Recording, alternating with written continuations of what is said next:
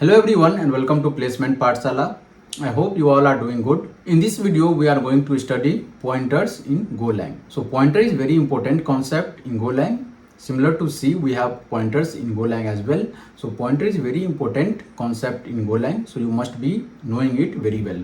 And if you don't understand the pointer very well, then you can get confused. So now we'll look at the code and understand the concept of pointer with the help of example. So let's say first I will declare one variable, let's say number, and let's say store its value as 10. And now I will do fmt.println, print the value of this number.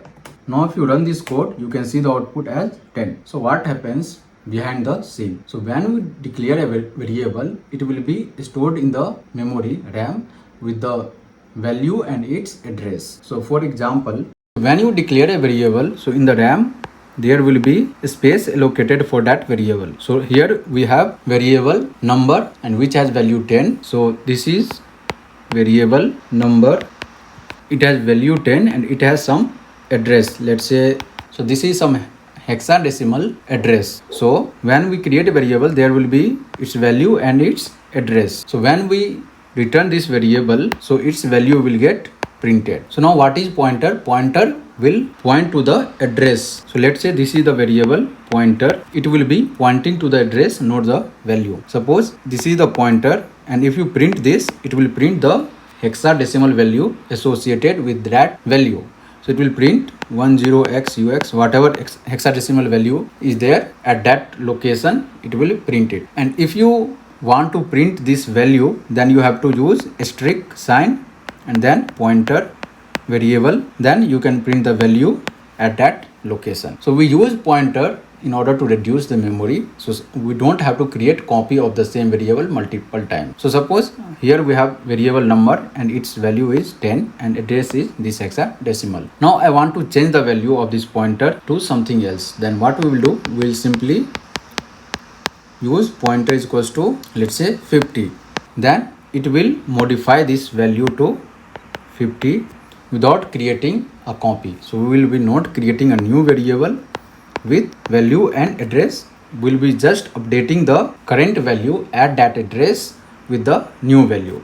So this will reduce the space. So suppose if I create another variable, let's say num, and its value is 20. So what will happen? Another copy will be created which will have value 20 and some hexadecimal address. So this will be the address and this will be the value of this variable num. So if you want to reduce the space, then we don't have to create this new variable. Simply we can update this existing variable number with the help of pointer. So pointer will be pointing to this address. So at this address we will assign value 20, then it will update this value to 20. So by this we can reduce the spaces. This is the concept of pointer. Now we will declare one pointer, let's say num ptr. So this is a variable of type pointer and it will be pointing to the address of variable number. So we'll use ampersand sign and then name of the variable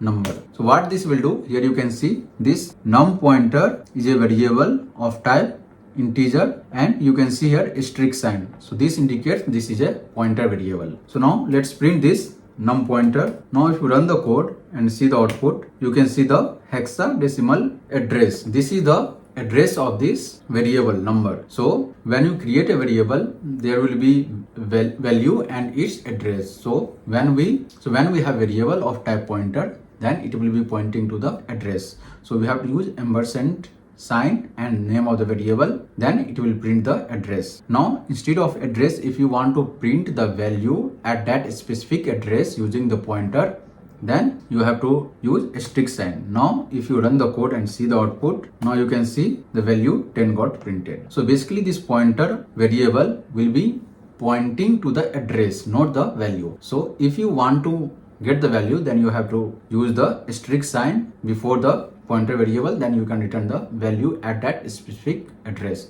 Now if you want to change the value of this variable number is equals to 10, then what we can use? Simply we can use asterisk num pointer and this is equals to, let's say 20. So now if you look at output, here you can see the same address. So address is not changed, but its value is changed. Now if I use a strict sign before this num pointer, then you can see the output is 20 now. So you can see value got changed from 10 to 20, but address remains same. Now let's say print here fmt.println print.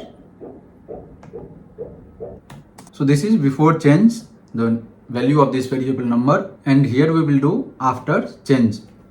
So what we are doing, we are printing the same variable. So before and after changing the value of that variable with the help of that pointer, we will see the value. So what we did initially, value of this number variable is 10, and when we print this, you can see the value will be 10. Now what we have done, we have created a pointer variable which is pointing to this address of this variable number. Now with the help of pointer, we are changing the value at that specific address. So now let's see what is the output. Now run the code and see the output. You can see before change the value of this variable number is 10, and after change the value of this variable number becomes 20. We haven't changed the value of the variable directly. We are changing with the help of pointer. You can see here number is only declared once, and now we have passed the address of this variable to this pointer, and we are changing the value of this number variable with the help of pointer. Let's print the address and the value both together. So here we will have num pointer and value of the variable number before changing. Now after changing, we will have the num pointer and variable. See, if you run the code and see output, now you can see the address is same. We are not changing the address. Address remains same and value is changed. Initially value of the variable number is 10, and later address is same but value is changing. So we are changing the value with the help of pointer. We are not directly changing the value of the variable. We are using pointer, and with the help of that pointer, we are dereferencing the pointer. We are using a strict sign to dereference it, and then changing the value at that address of the variable number. So now look at the uses of pointer inside the function. So it's very important. So how we should use the concept of pointer in function and why we use pointer, this will be very much clear with the help of this example. How we can use pointers in function in order to reduce the copy of the same variable. So let's say we'll print first original value of this variable number fmt.println original value. So this is the original value of the variable number. So this is the original value of the variable number which we have declared, that is value is 10. So now if you run the code and see the output, you can see clearly original value is 10. Now what we will do, we will create one function name change value copy. So here what we will do, here we will create a copy of the same variable, let's say num of data type integer, and here we will change its value to let's say 20, and now print the value. So now we'll print inside change value copy. So we are printing this in order to see the difference, just for understanding. So we'll print this variable num. So what we have done, we have created a copy of the variable number. Now we'll call this function change value copy, and here we will pass the variable number. And now again we will print the value of variable number after the function call, after change value copy function. So what we have done, we have created a variable number and assigned its value to 10. So initially we are printing this value, original value, then we are passing this variable number inside the change value copy function, and here we are creating the copy of the same variable number. We have created new variable of type integer, and now we have changed it to 20 and printed inside this function, and then printed the same variable, this num, after the function call. Now if you run the code, you can clearly see original value is 10. Inside change copy it's 20. We have modified it to 20. So this print returns 20, and after change value it's 10. So here the variable number is same as it is 10. So now if you run the code and see the output, you can clearly see original value of this variable number is 10, and then we have passed this variable into this function change value copy, and here we have changed this to, so here we have created a variable num which is a copy, and here we have changed its value to 20, And here you can see its value is 20, and after this function execution we have printed the number variable, original number variable, and its value is same as 10. Now we will create another function, and there we will be passing pointer. So now let's create another function, change value pointer, and what we will do here, we will pass pointer and we will change its value to 30 and print this value inside the function. Inside the function, change value copy, change value pointer. Now let's call the function change value pointer by passing the pointer variable. So here what we are doing, and let's say print this. So what we have done, we have created another method, change value pointer, and we are passing pointer. Instead of creating a copy of the same variable, what we are doing, we are passing here address, and here we are creating a pointer variable. So here num is pointer variable. It's not creating a copy, just it's a pointer which is pointing to the address of the variable number. And here we are updating its value to 30 and then printing inside this function, and after this function call. Now let's run the code and see the output.